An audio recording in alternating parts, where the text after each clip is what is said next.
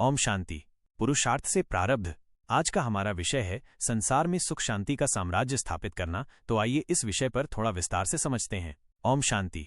हम सभी भाग्यवान आत्माएं हैं जिन्हें स्वयं भगवान ने चुना है। तो अपने उच्च स्वमान में रहकर जरा सोचें कि मैं एक ऐसी श्रेष्ठ आत्मा हूं जिसको बाबा ने संसार में भेजा है कि जाओ संसार में सुख शांति का साम्राज्य स्थापित करो। तो याद करेंगे, मैंने अवतार लिया है बाबा के साथ संसार में शांति स्थापन करने के लिए। इसको अपने अंतर मन में बहुत अच्छी तरह संभालें। जब मैं आई हूं शांति की स्थापना के लिए, तो मेरा मन अशांत कैसे हो सकता है? किसी भी मनुष्य के बोल मुझे कैसे अशांत कर सकते हैं? संसार की कोई भी अशांति मुझ पर कैसे प्रभाव डाल सकती है?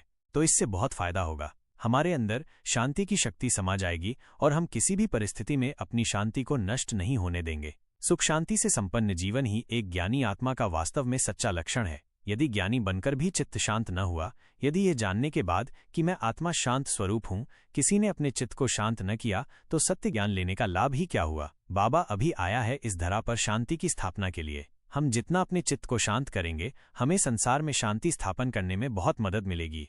बाबा ने हमें शांत रहने का संपूर्ण ज्ञान दिया है और ये हर मनुष्य के अपने हाथ में है। केवल अपने चित्त को शांत रखें।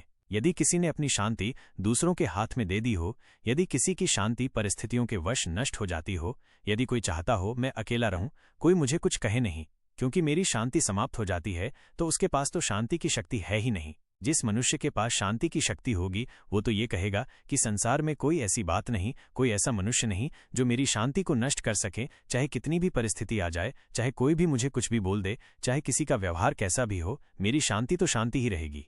मेरा सुख कोई छीन नहीं सकता, क्योंकि मुझे स्वयं भगवान ने सुख प्रदान किया है। शांति भी मुझे शांति के सागर से मिली है। मेरी शांति ऐसी कमजोर नहीं है जिसे कोई भी समाप्त कर डाले। मेरी शांति तो मेरी शक्ति है।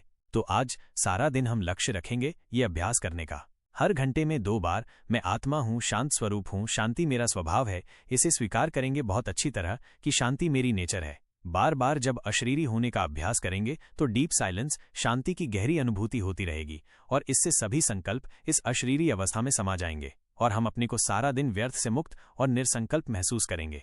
याद रखेंगे, जिसका चित्त जितना ज्यादा शांत होता है, जिसका मन जितना ज्यादा निरसंकल्प होता है, उससे उतने ही पावरफुल वाइब्रेशन सारे संसार में फैलते हैं और वो संसार का कल्याण करता है। साथ साथ हम कल्प वृक्ष की जड़ों में बैठकर बाबा से शांति की किरणें लेकर इस संसार में भी फैलाएंगे, पूरे कल्प वृक्ष में भी फैलाएंगे, क्योंकि हम पूर्वज हैं।